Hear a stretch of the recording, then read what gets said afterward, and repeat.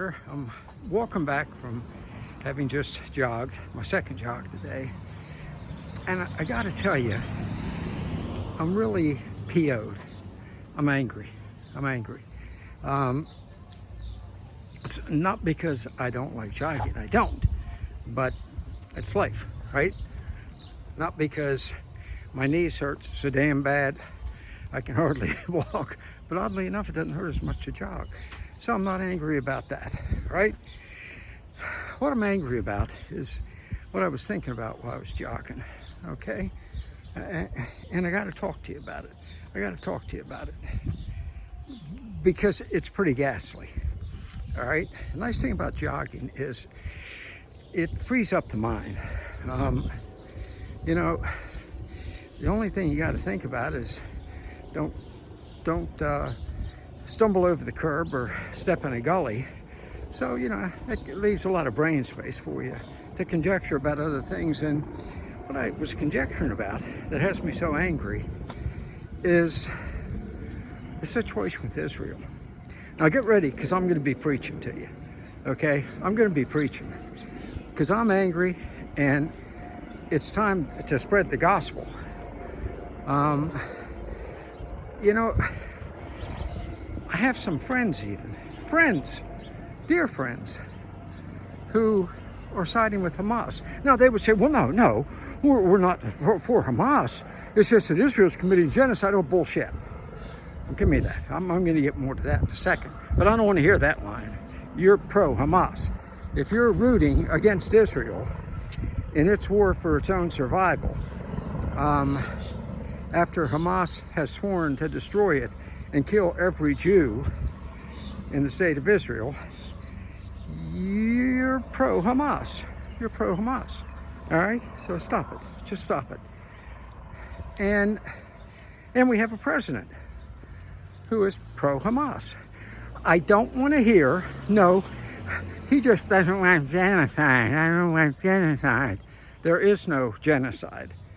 He has cut off vital arms to our only real ally in the entire Mideast, a tiny little country of 6 million people surrounded by 500 million sworn enemies, and they're the ones who have sworn the enmity, cut off arms when they are trying to defeat an army that, let's set the record straight here.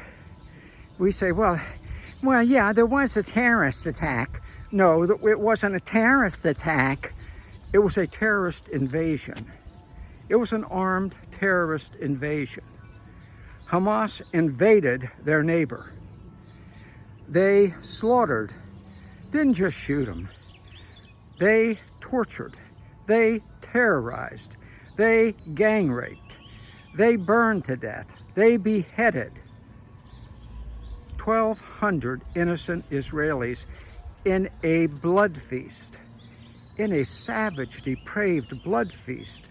One of the most savage attacks in history, made Genghis Khan look like child's play, and it was an invasion. So Israel, as any country would do that was invaded, declared war. I'm going to set the record straight here. Stay with me, because I'm not going to stop. If you can't take it, leave and go root for Hamas. Okay? Israel was invaded. It declared war. And then it went after those who had committed an atrocity, a wartime atrocity. So it moved across Gaza, which it never should have granted independence to in the first place. And you may say, well, they didn't give them independence, they controlled them. No, they didn't. I've been to Gaza. I've met with Hamas. I know they were free people in what, by the way, is one of the most beautiful spots I've ever been to. And the only reason it's not one of the major resorts in the world is because of how sick and depraved the terrorist leaders of Hamas are. They won't allow swimming on the beach because then they'd have to kill all the women. That's how sick they are, of their own women, Okay, look it up. So Israel invades, and it in an unprecedented fashion, warns the civilians, get out of the way, we have to go after the army that attacked us. Just as we did in World War II. Remember the invasion of Normandy? Excuse me, except we didn't drop pamphlets warning the civilian population, okay? No, we didn't do that. How did we treat the civilians? You ever hear of the firebombing of Dresden? Wiped them out. Wiped them out, the civilian population. We didn't warn the people of Berlin to leave when we finally invaded that city. We just went in and wiped everybody out in sight. That's what we did. Don't tell me we didn't, because you know we did. How about Hiroshima? How about Nagasaki? Maybe 100,000 civilians dead in each. They were not military outposts, okay? So let's knock off the false piety, okay? Let's knock off the false piety. Israel, at the risk of its own soldiers, did everything they could to protect and preserve the lives of Gazan citizens, even though 80% of Gazans supported the terrorist invasion and the slaughter of the innocents in Israel.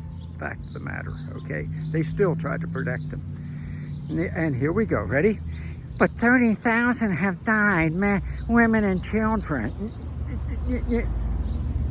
Now, where would those figures have come from? Well, they had two sources. One is Hamas. Don't be damn duplicitous and act like Hamas is a credible source.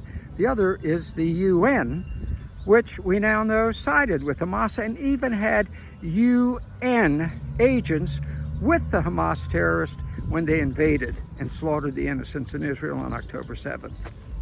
We know that now. And by the way, when I was in Ramallah, yeah, I've been there, unlike most of those who are siding with Hamas right now. When I was in Gaza, I met with UN reps. Everyone was absolute bosom buddies with the Palestinians, working their will. Now we know working their wicked will. So let's just clear the air and be honest about all this, okay? Can't go that way as long as a lawnmower on. So that's where we are. So Israel has taken unprecedented steps to protect civilian populations at the risk of its own soldiers. And remember, it's done so as the Hamas monsters have, one, hidden behind civilian population, set up their headquarters in hospitals, okay? By the way, those are violations of the Geneva Convention. I think it's Article 2, using civilians as shields. Not one word about it from the UN, naturally. Macron, Stoltenberg, whatever the German guy's name is, the little Muslim Prime Minister of Israel now, Joe Biden, not a word about it, not a word about it. Oh, not a word either about them, the Hamas violating Article 3 by taking hostages. Might want to mention it, guys. Might want to mention it. You might want to mention it. No, you're more worried about, it's horrible, Israelis, they killed a civilian. Probably with some collateral damage, but nothing like, how about the U.S. in Iraq? 100,000 we killed. Estimate, minimum. Okay? It happens. Israel's done everything to prevent it. So how about giving a little credit where credit's due? Yeah, I'm pissed. I'm angry. And not because of my knees or anything. I'm angry because I hate inequity, okay? And I hate a lack of integrity, all right? So why has the world turned on Israel when all it's trying to do is defend itself? And by the way, it should. It has to finish the job in Rafah. It has to. And Biden cuts off desperately needed armaments to our ally. What a cravenly and cowardly thing to do. How disgusting and disingenuous, because he wants the votes of the Muslims in Dearborn, Michigan. Come on, let's get down to brass tacks here. Cut right when Israel needed to finish the job, this SOB cuts off the armaments they need. All right? Well, he might kill a civilian. Might be a couple, but who's holding the civilians there? The Israelis have for weeks told the civilians to leave, set up transport for them, and relief corridors for them. Very simple. Why doesn't Hamas, with its last remaining soldiers there, probably 15, 20, 30,000, why don't they come out and fight? Like men, which is what they claim to be as they torture their own women. Get your burqa on or we'll cut off your head. That's their idea of how to treat women. Or maybe we'll just gang rape you to death like we did the Jews on October 7th. So let's get down to brass tacks.